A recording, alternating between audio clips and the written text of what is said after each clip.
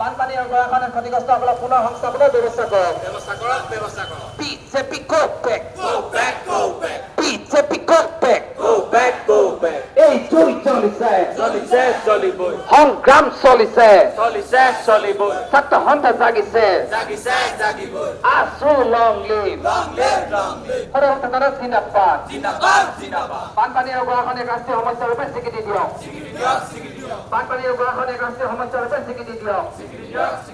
বানপানীৰ গৰাখহনীয়া ক্ষতিগ্ৰস্তসকলক পুনৰ সংস্থাপনৰ ব্যৱস্থা কৰক। জনাব মন্ত্ৰী মুৰ্দাবাদ। বিজু সদনত জিন্দাবাদ। বান গৰাখহনীয়াত ৰাষ্ট্ৰীয় সমস্যা ৰূপে স্বীকৃতি দিয়ক। বানপানীৰ গৰাখহনীয়াক ৰাষ্ট্ৰীয় সমস্যা ৰূপে স্বীকৃতি দিয়ক। বান গৰাখহনীয়া ক্ষতিগ্ৰস্তসকলক পুনৰ সংস্থাপনৰ ব্যৱস্থা কৰক।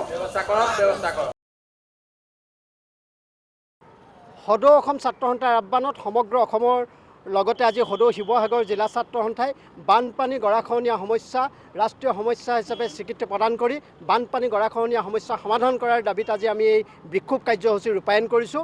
এইখন হিমন্ত বিশ্ব শৰ্মা ডাঙৰীয়াই নিৰ্বাচনী প্ৰাক মুহূৰ্তত যেতিয়া তেওঁলোকে নিৰ্বাচনীৰ সভাবিলাকলৈ যায় তেতিয়া তেওঁলোকে কয় যে আমাৰ ইয়াত দিছপুৰত চৰকাৰ গঠন কৰিলে দিল্লীত আমাৰ চৰকাৰ হ'লে বানপানী গৰাখহনীয়া সমস্যাটো সমাধান কৰিম আৰু ৰাষ্ট্ৰীয় পৰ্যায়ত যে ৰাষ্ট্ৰীয় সমস্যা হিচাপে ঘোষণা কৰিম। কিন্তু আজি কুপতি এই সমস্যাবিলাক সমাধান নকৰে।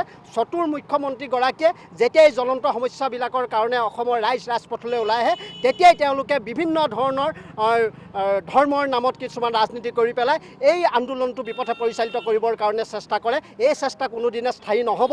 যেতিয়ালৈকে বানপানী গৰাখহনীয়া সমস্যা ৰাষ্ট্ৰীয় সমস্যা হিচাপে স্বীকৃতি প্ৰদান কৰি বানপানী গৰাখহনীয়া সমস্যাটো স্থায়ী সমাধান কৰিবৰ কাৰণে চৰকাৰে কোনো পদক্ষেপ নল'ব তেতিয়ালৈকে অবিৰতভাৱে সদৌ অসম ছাত্ৰ সন্থাই আৰু আমাৰ জিলা ছাত্ৰ সন্থাবিলাকে এনেদৰে প্ৰতিবাদী কাৰ্যসূচী গ্ৰহণ কৰিবৰ কাৰণে আমি বাধ্য হৈ থাকিম। আৰু এইখন চৰকাৰ আটাইতকৈ দুখ আৰু পৰিতাপৰ বিষয় এই কেন্দ্ৰীয় চৰকাৰখনে আমাৰ সম্পদবিলাকৰ ওপৰত চকু আছে কিন্তু সমস্যাবিলাক সমাধান কৰিবৰ কাৰণে তেওঁলোকে আগবাঢ়ি নাহে। উত্তৰ পূবৰ এইখন অসম লক্ষ্মী বুলি কোৱা হয়, দুৱাৰমুখ বুলি কোৱা হয়, কিন্তু আজি এই দুৱাৰমুখখনে সমগ্ৰ অসমত বান বিধ্বস্ত ৰাইজে এতিয়াও ঘৰলৈ ঘূৰি যাব পৰা অৱস্থা নাই। সেইকাৰণে আমি কেন্দ্ৰীয় চৰকাৰ অসম চৰকাৰক ইয়াৰ পৰা সকীয়াই দিছোঁ যে যেতিয়ালৈকে বানপানী আৰু গৰাখহনীয়া সমস্যা স্থায়ী সমাধান নকৰিব তেতিয়ালৈকে অবিৰতভাৱে অসমৰ জনগণক লৈ পেলাই সদৌ অসম ছাত্ৰ সন্থাই এনেধৰণে প্ৰতিবাদী কাৰ্যসূচী গ্ৰহণ কৰি যাবৰ কাৰণে আমি বাধ্য হ'ম। ধৰক চব প্ৰজাতিৰ মাছ আছিলে